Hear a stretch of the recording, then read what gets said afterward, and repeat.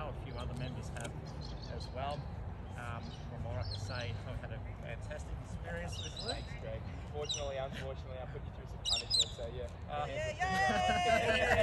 don't know what Greg does with you guys, but yeah, he copped it in the chair. There we go, payback, given back to me. Yeah, No, but it's definitely proven to speed up my recovery, to do what I enjoy doing, and I'm hoping that you guys can give a bit of insight to what you do 100%. and tell us how to manage tell us about other injuries that you might have come across as well. So 100%. I'll let you guys introduce yourselves and take it away from Thanks, here. Greg. Thanks, guys. Thanks for having us this morning. I know that it's a nice, cold, brisk morning, but I appreciate you letting us come down. I'm Luke, this is Andy, and this is Mick. We're at Be Podiatry. We've got a couple of clinics. So we're located on Upper Heidelberg Road in Ivanhoe, in the main strip of shops.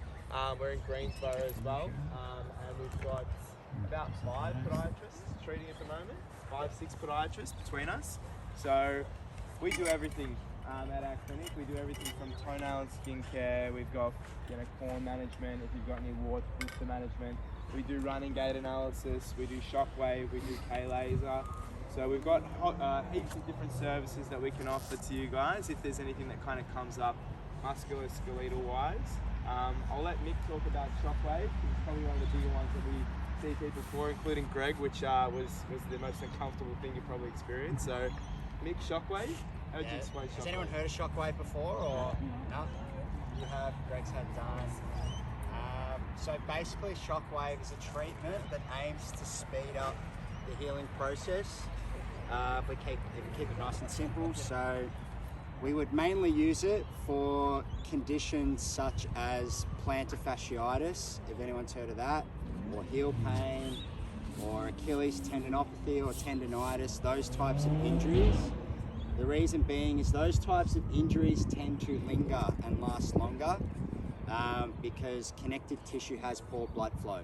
All right, so essentially what shockwave is, it's a big machine that comes in, it's got like a little bit of a handpiece on the end of it, and it shoots out percussive airwaves.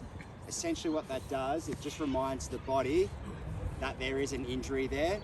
Typically these injuries become quite chronic, so it can be a little bit of an uncomfortable treatment, but typically what you'll tend to see is from the beginning of the session to the end of the session, you're going to get some immediate relief, and typically we would recommend that you do that once a week for 4 to 6 weeks.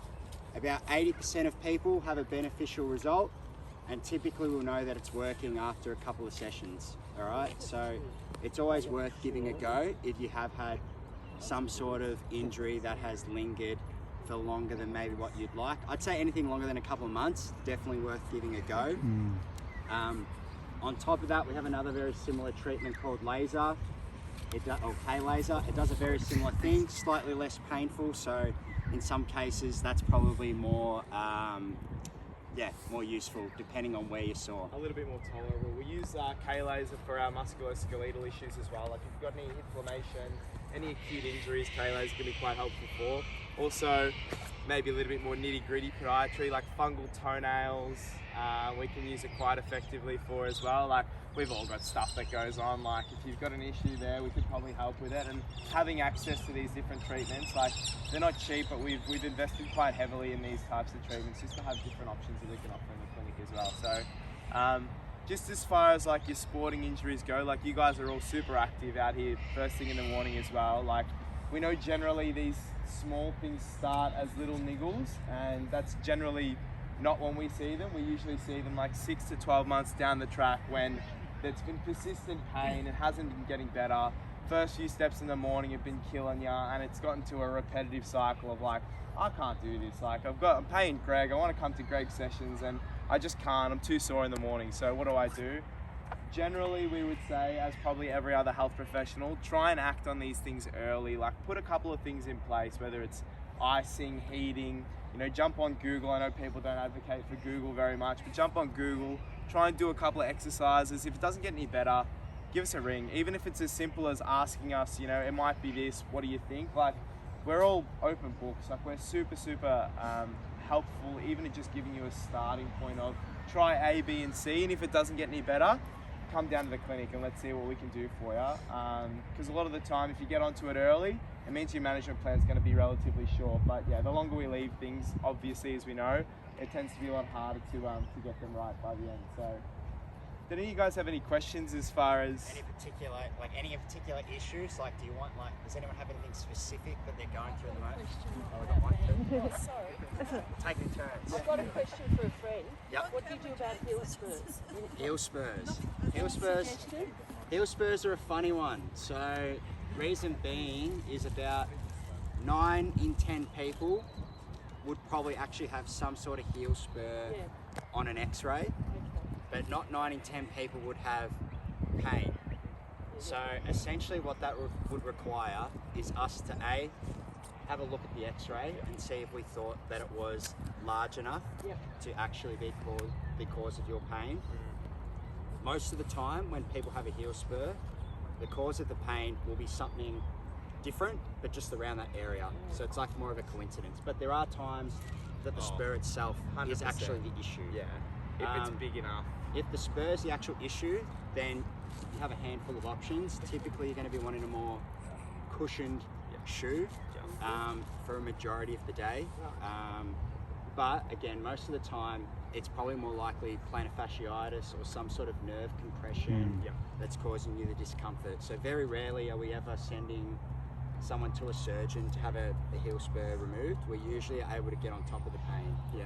I think often what we find as well is the spur is more a symptom of the other issues. So if you have like the plantar fasciitis, then that could be the tendon that's tugging on the heel bone, and that's what's kind of building up the spur as their body tries to build up a little bit of bone to essentially like protect itself. Yeah, try to protect itself, correct. So a lot of doctors do like love a heel spur. So, I love when you go and see your GP, you go, oh, my heel spur. They're like, oh, go and get an X-ray done. You got a heel spur. Oh, look, it's probably not a lot you can do, but let me tell you, there is heaps and heaps and heaps that you can do. Check the symptoms out to be a little bit more specific. I'll send them to you. But yeah, let them know that let them know that they might not be doomed with a heel just because they got a heel They spur. feel doomed. Okay, thank you. Definitely. I think you had a question. Is there anything can be done for bunions? Like Bunions, there's lots that can be done. Again, it's going to depend on a case by case basis. Typically speaking, again, with a lot of our conditions that we see in the clinic, there's always going to be a level of footwear advice. Sometimes it may require an orthotic. There's foot exercises, specific exercises that you can do to really strengthen the muscles around the joint to get a little bit more movement if the toe allows that, and also prevent it from shifting over further. So yeah, we'd use more of a holistic approach. There are some bunions that will be more aggressive in the sense that the joint will be stiffer, so you may not be able to get as much movement through the area, but it's really about understanding what's going to flare it up, and then again, what types of shoes are best, whether or not an orthotic is really good for you or not, exercises, and that type of thing. So there's lots that we can do. 100%. We always say surgery is an absolute last resort for bunions. If you do get a surgery, the surgeon will want you to have tried everything beforehand, because post-surgery you can still get the bunion coming back. So that's why they want everyone to do everything. But yeah, there's lots and lots of things that you can do. So even little things like toes, like even if you want to try toe spaces, all those things, they're low risk, high reward. So just try not to fall for the ones on Instagram, which now that we've all said it, like your metadata is going to come up, it's going to be on everyone's Instagram. It says that it straightens your toe after. Don't worry about that stuff. That stuff doesn't do nothing. Leave that. You can. We've had times where maybe I've gotten a bunion to get a little bit straighter. In those cases, the toe has lots of flexibility in it. Exactly. And they're probably like someone that's only had the bunion for a short amount of time. So if I had someone coming in their 20s or 30s versus someone in their 70s or 80s, like the person that's in their 20s and 30s, I might be able to get it with a bit of dry needling or something like that to move over. But if it's really rigid, So does the toe hurt you? it can. So some bunions are, some bunions aren't. So again, that's where we assess the toe. Yeah, that's it. Bunions are really common though. About 1 in 3 people will get them. Yeah. So, yeah. That's good. If they're That's what you want. flexible, that's what you want. Exactly You don't want right. them to be really rigid because Exactly that makes your options more limited. Yeah, Yeah. 100%. Guys, Does that answer your question? yeah, sorry. Yes, thank Yeah. you. Go for it. I've got synovitis in my foot. Yeah. And so every time I sort of try and like sort of jog or run, or even sort of like sort of do standing exercise, Put a monkey with what's I this end up with like an egg on the top of my foot. Yeah. What should I be doing for that? And I've got, Thanks, doctor. It's a good one. When we talk synovitis, we talk inflammation of what's called the joint synovium. So there's this thin little covering around your joint called the synovium, gives it lubrication. So generally, if there's an inflammatory stage taking place, we need to try and deload or try and reduce the amount of inflammation there. You can do that through a whole number of ways, like anti-inflammatories. I know none of us love taking anti-inflammatories as a big stage, but they can work quite well as the acute phase. We use a combination cream quite often. The 2 leading tendon experts of the country started pushing these two. As long as you don't have any allergies to them, Voltaren cream and Hiradoid cream, which is a bruising cream. You apply both of those and you put Glad Wrap around it, you leave it on overnight, and you do that every night for 7 nights. It'll work significantly well. They're your acute phases of trying to manage the inflammation, but generally, if it's there as a result of load and pressure, we talk again about, do we look at different shoes? Are there going to be better shoes for you to try and reduce the amount of flexion through your forefoot when you're walking on it? Do we look at trying to do activity modification while it is flared up until we get it to a point where it's completely gone or almost completely gone, and then you can start reintroducing exercises. So generally I'd start with the combination creams, and sometimes depending on what your symptoms are, that's a good time to get an ultrasound done, because if it's something like a bursitis, which sure, bursitis you've heard before, shoulder, hip, knee bursitis, same in the foot. It can press onto nerves, and nerves can get uncomfortable as well, so good differential diagnosis. I've had a scan and an x-ray done. Amazing, and, yeah. They said that that's what it is. Perfect. There's also a bit of arthritis there as well. So. Perfect, yeah, Yeah. exactly right. And for all these things, like, it's normally a multifaceted approach. Like, we can put you in better shoes, we can get you doing some strengthening work, we can get you trying to reduce some of the inflammation, and in 1 to 2 to 3 weeks, you should notice a difference quite considerably. And it'll be the difference between you running and doing exercises, coming back and going, oh, it's actually not that bad, or oh, it's still really sore. So yeah, start with the combo creams though, I like them. Yeah, really good. No worries. Yeah, absolutely. Do you make orthotics? Like if someone's got a fallen arch or something, do you like mold them and make them specifically? 100%, yeah. So we do 3D scans for our orthotics now, so we've come a long way from having to do plaster casts, which is awesome, and then we do 3D printed orthotics. So a couple of factors on that, they're super accurate. Like, our orthotics aren't like they used to be, these real rigid plastic devices you stick underneath your foot and you go, my foot's gonna have to sit on this for the next 8 hours, forget it, it's like a brick under my foot. Super flexible, super comfortable. The whole idea of an orthotic now with the literature is your foot's a dynamic structure. It's meant to move. We don't want to hold your foot into a position unless we absolutely have to.